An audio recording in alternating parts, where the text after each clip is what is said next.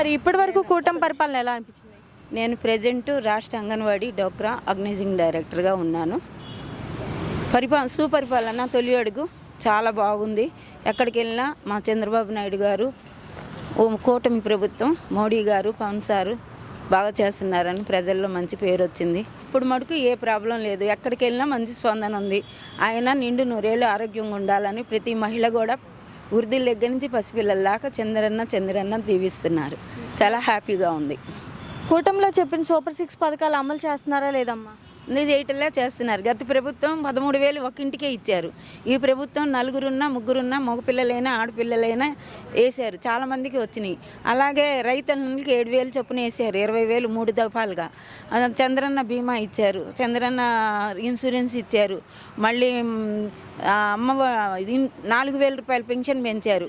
గత ప్రభుత్వం పార్టీలోకి వచ్చే ముందు 3,000 ఇస్తానని చెప్పి సంవత్సరానికి 250 రూపాయలు పెంచి 3,000 ఇచ్చారు. కానీ మా చంద్రబాబు నాయుడు గారు ఒక్కసారే 1000 రూపాయలు పెంచి 3 నెలలు బ్యాలెన్స్ 3,000, ఈ 4,000 7,000 ఇచ్చి ప్రతి నెల 4,000 రూపాయలు ప్రతి ఇంటికి అందిస్తున్నారు. మరి సూపర్ 6లో మీకు అందిన పథకాలు ఏంటమ్మా?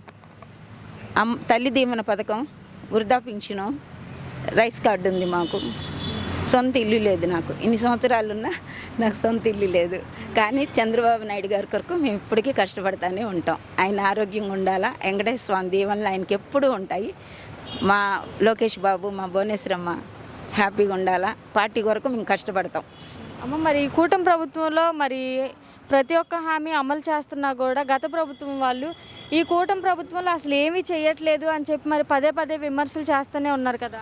ప్రజలు నమ్మాలి కదా. వాళ్ళని నిద్రపోతున్నారు అనుకుంటారని ఊరికి అలా గుర్తుపెట్టుకోవడానికి అలా 175కి 175 నెక్స్ట్ మాదే మళ్ళీ ఛాన్స్ అని ఎర్రవీగిపోయి మా అన్న చంద్రబాబు నాయుడు గారిని కంటతడి పెట్టించారు. ఆ రోజుల్లో ఆయన ఏమన్నారు, మళ్ళీ గెలిచి సీఎంగానే అడుగు పెడతానని చెప్పి వెళ్ళిపోయారు. అలాగే సీఎంగానే అడుగు పెట్టారు. 175 ఎర్రవీగిన వాళ్ళు 11కి పడిపోయారు. నెక్స్ట్ 29కి ఆ 11 కూడా వస్తాయో లేవని పండే కాయ చెట్లన్నీ రాళ్ళు వేసినట్టు కొడితే అట్ట రాలుతాయో అలాగా నోరు కుదరని మాటలు మాట్లాడుతున్నారు వైసీపీ వాళ్ళు. అది ఒక మాజీ సీఎం అయినా సరే, మంత్రులైనా సరే, ఎమ్మెల్యే అయినా సరే నోరు అదుపులో పెట్టుకొని ప్రజలకు సేవ చేయండి. మీ నియోజకవర్గ ప్రజలకు మీరేం చేశారో గుండెల మీద చేసుకొని ఆలోచించండి. అంతేగాని చేసేవాళ్ళని ఊరికి నేను తిడతాం చేస్తాం టైంపాస్ చేసుకుంటే ప్రజలేం పిచ్చోళ్ళు కాదు. ఇప్పుడు అంతా తెలివితేటలోళ్ళు. నెక్స్ట్ 29వ సంవత్సరం మీకు ఈ 11 సీట్లు కూడా రాకుండా పోతాయి. అది తెలుసుకోండి ముందు. రోజా అంటున్నారు కదమ్మా, చంద్రబాబు నాయుడు మేనిఫెస్టోనే ఒక బూటకం మేనిఫెస్టో. చంద్రబాబు నాయుడు తప్పుడు హామీలు ఇచ్చి ప్రజలందరినీ మోసం చేస్తున్నాడు అంటుంది కదమ్మా. రోజా రాజకీయం భిక్ష పెట్టిందే మా చంద్రబాబు నాయుడు. ఎక్కడో సినిమాలో రంగప్రవేశం చేసుకొని జీవించామా. ఆ రోజుల్లో అన్నగారు బాలబయ్య బాబు పెట్టారు సినీ రంగంలో. రాజకీయ రంగంలో చంద్రబాబు నాయుడు గారు భిక్ష పెట్టింది. ఆయన దగ్గర మెలిగి ఆయన్నే విమర్శిస్తుంది.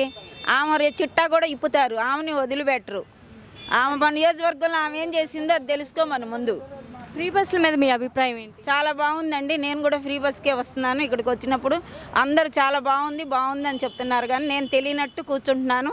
ఏ మహిళ కూడా చంద్రబాబు నాయుడిని, పవన్ సార్ని, లోకేష్ బాబుని, మోడీ గారిని కూటమి ప్రభుత్వం బాగుందనే చెప్పుకుంటున్నారు. బస్సుల్లో ఎవరు బ్యాడ్గా మాట్లాడలేదు. అంటే శ్యామల అంటున్నారు కదా, ఆంధ్రాలో ప్రతి ఒక్కరు జగనే సీఎం కావాలని కోరుకుంటున్నారు అంటుంది. మీకు కూడా జగనే కావాలా సీఎంగా? లేదు, మా అన్న చంద్రబాబు నాయుడు గారు ఇంకా ఆయురారోగ్యాలతో 100 ఏళ్ళు నిండు 100 ఏళ్ళు ఉండాలా. ఇంకా 10-15 సంవత్సరాలు ఆయన సీఎం అవ్వాలని మన కోరిక.